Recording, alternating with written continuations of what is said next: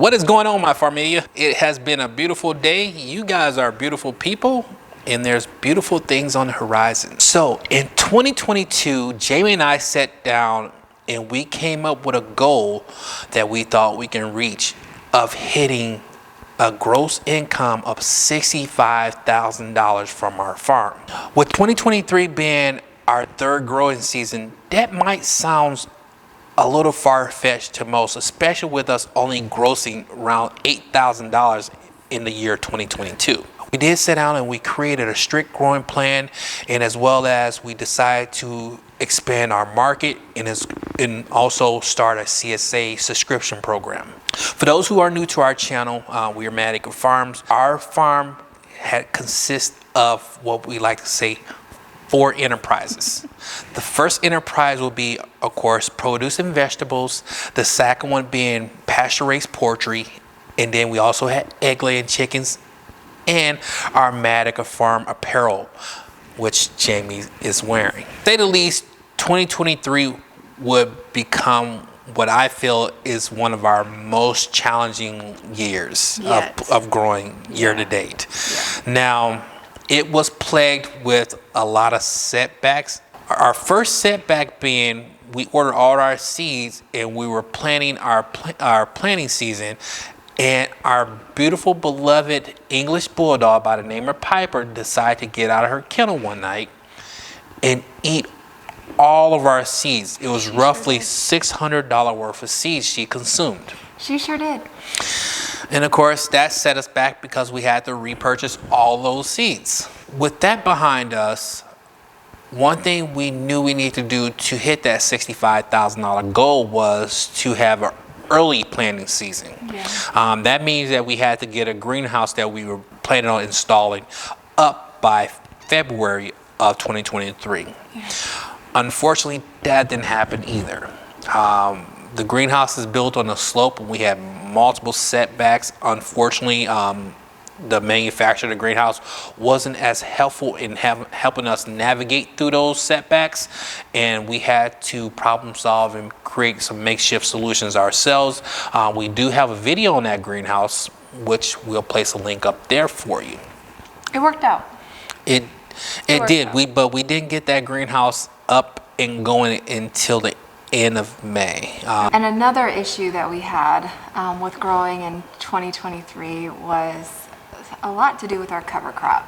So Ryan actually did some research on cover crop.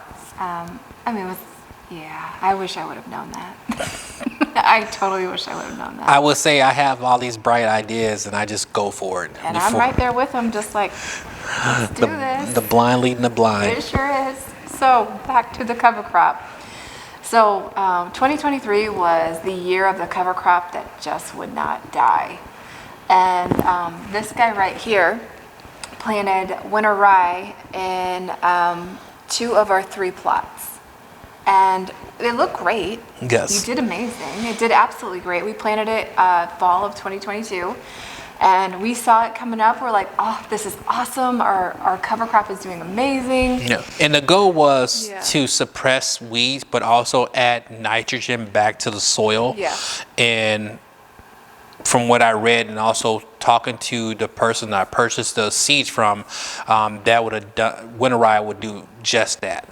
Yeah, and I think it was good intent, and I think it actually would have really have worked, except we didn't have a good exit strategy. And when I mean exit strategy, I mean how are we going to terminate the winter rye? So we chopped and dropped it at least 4, if not 5 times. And it just kept growing back thicker than ever. Yes. And then we solarized it. Mind you, we should have been planting at that point. So we were way behind. And so every day that we were behind, obviously, it took off of our bottom line for sure. Yep. And when we attempted to solarize it, unfortunately, we were having a mild spring summer. So it wasn't as hot as it normally is in Iowa. So the winter rye wasn't dying. So we actually had to end up doing something that we tried to prevent from doing, and that was tilling it under. Now, one thing I didn't know was winter rye has an enzyme Yeah. that keeps you from direct sowing seeds, but also it can stunt the growth of other seedlings as well. In the areas that we had planted winter rye, we dropped it, tilled it in. We planted leafy greens, and unfortunately our leafy greens were very spotty, and we just weren't getting what we should be getting out of those leafy greens. It ended up costing them more money because we had to purchase more seeds, but we later discovered that very issue is that winter rye releases an enzyme that can prohibit, not all, but there are some particular varieties that prohibit actual direct seeding for the seeds to actually germinate. And that really, I think, was the issue, because we ended up going back to the drawing board. We created a soil with rich in nutrients, and we laid that on one of our plots and replanted, and it grew just fine. Yeah, and so that kept us from getting to market, and we didn't get to market until actually it was mid to end of June. End of June, early July. Yeah, early. Yeah, it sure was. Yes. So that was kind of our cover crop fiasco, and to be honest with you, we're going to err on the side of not doing that this season. Yeah, we didn't plant any cover crops this year. We're going to do some more research, potentially take some classes. The takeaway from that is, hey, we're not experts in cover crops, so we shouldn't be doing it. But really, really, truly, we learned a lot. Yes, we did. We absolutely learned a lot from that. And if you are thinking about doing cover crop, or if you already did, I would highly recommend you research it. And really, the biggest thing is learn how to terminate it. Yes. One other big obstacle that we faced in 2023 was, honestly, it was kind of devastating for me. It was a huge distraction, but we ended up having a predator come on the property and took the lives of many of our chickens. We had a ton of chickens. We had like 70 egg layers. Egg layers. And it was actually a mink, and it killed a third of our flock. In a week's time. And I will tell you, there was nothing like it. But it really just consumed us a lot, and it took us away from what we really needed to be doing in the garden and so forth. And then not only did it consume us for there, but it actually kind of crippled us when it came to those other enterprises that Ryan was talking about. With the egg layers, eggs brought customers to our farmers markets tables. It brought customers to our farm. And then our pasture-raised poultry. We really had to take a step back, and we had to pause that. And we had to pause that because it was a risk. Yep. We couldn't have customers committing to our pasture-raised poultry and not being able to deliver that product at the end of the season because the mink got in the way. And we didn't want that at that point, because mind you, when that happened, all of this other stuff was happening. And so we really had those challenges ahead of us. And one thing we didn't mention was that the eggs, and as well as the pasture-raised poultry, especially the pasture-raised poultry, those were our two biggest enterprises when it comes to revenue.